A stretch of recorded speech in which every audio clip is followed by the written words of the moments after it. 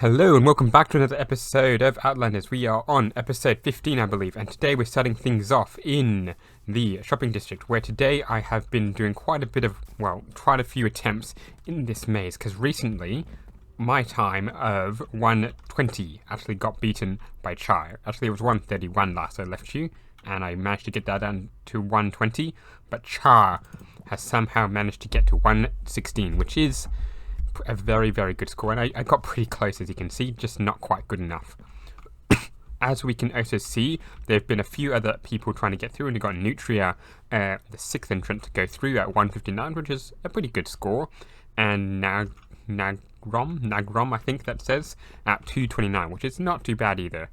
I'm not sure which ones people have been going on, but I've been going exclusively on this one, which is a pretty good one. I probably should try the other side, but thank you for that. So yes, it is proven to be quite a good game, and I'm not sure how long it's going to last, because there's only so many times you can go through the maze and attempt to get things.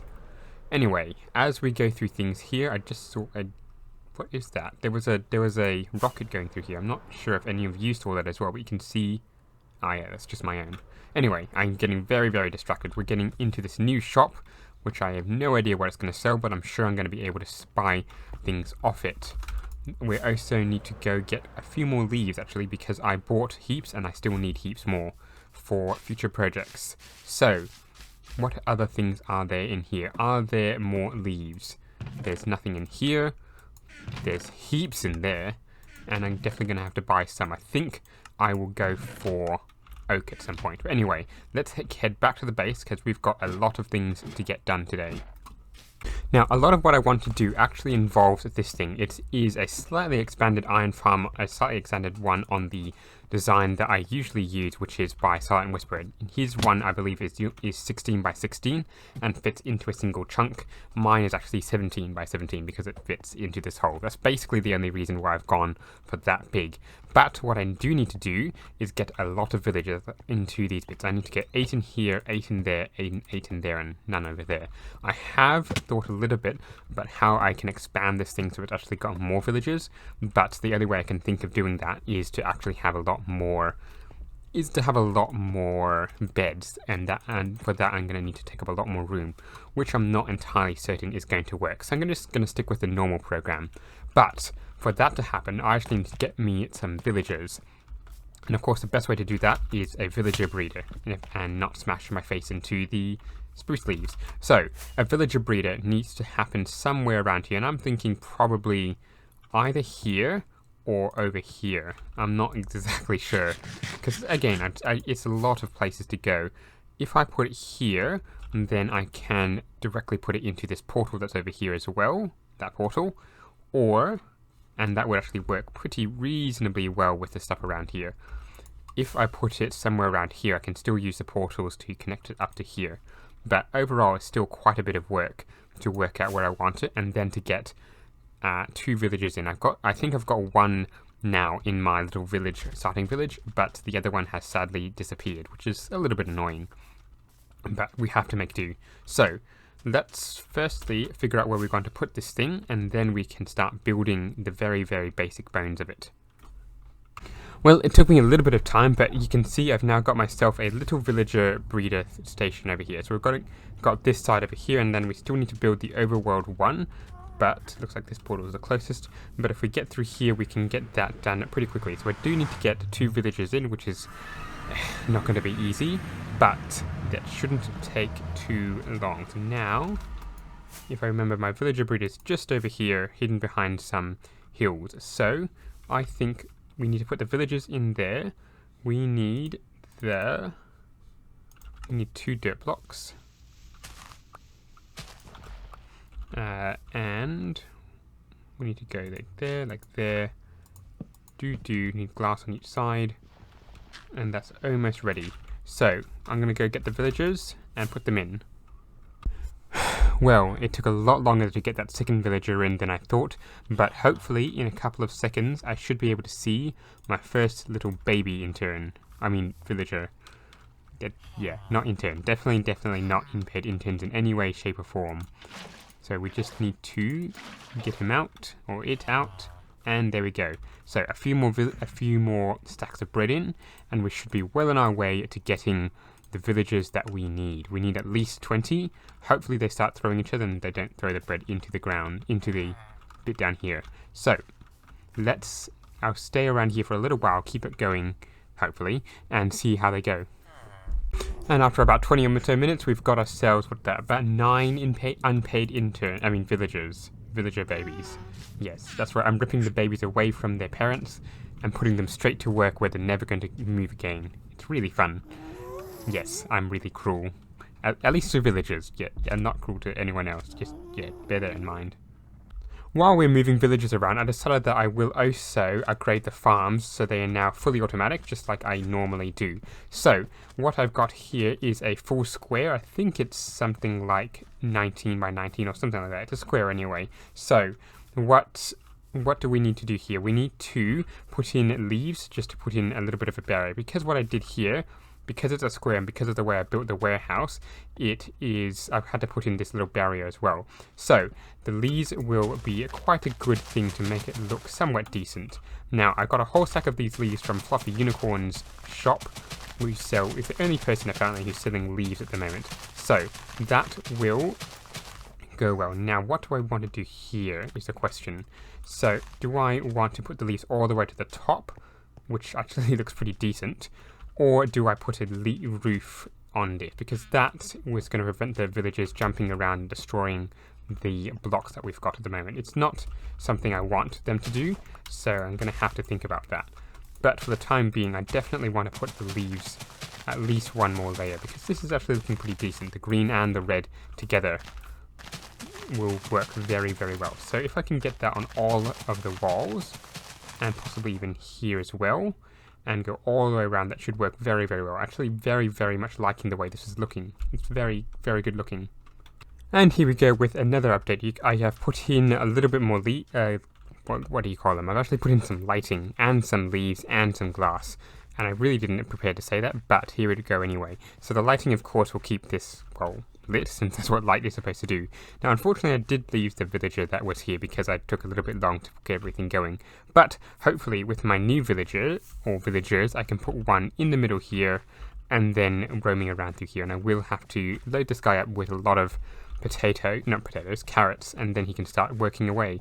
Now, I don't have anything yet set up to collect either the potatoes or the carrots, and I definitely do not have anything set up to collect the beetroot seeds and the beetroot and the wheat seeds, because I need rails under that, and I don't have rails or iron or gold or whatever. I don't have anything yet to be able to do either of these, so I really probably should have done this later, if I'm honest. But okay, so let's go get a couple of villagers. We need 4 in total, and we can at least get started on potatoes and carrots, although now that I think about it, I probably should actually leave those till later, because they're just going to be sitting there collecting lag, which is definitely not something I want. So I need a total of 20 villagers, each with their own profession, which is something else I'm going to have to work on.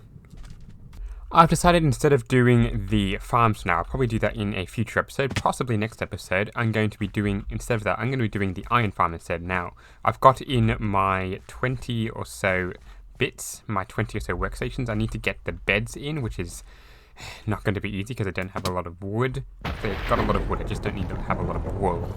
And I need to get in the 20 villagers. I didn't actually have 20 villagers, and I actually brought 2 along and lost both of them to zombie villagers, or zombies, which was annoying, to say the least.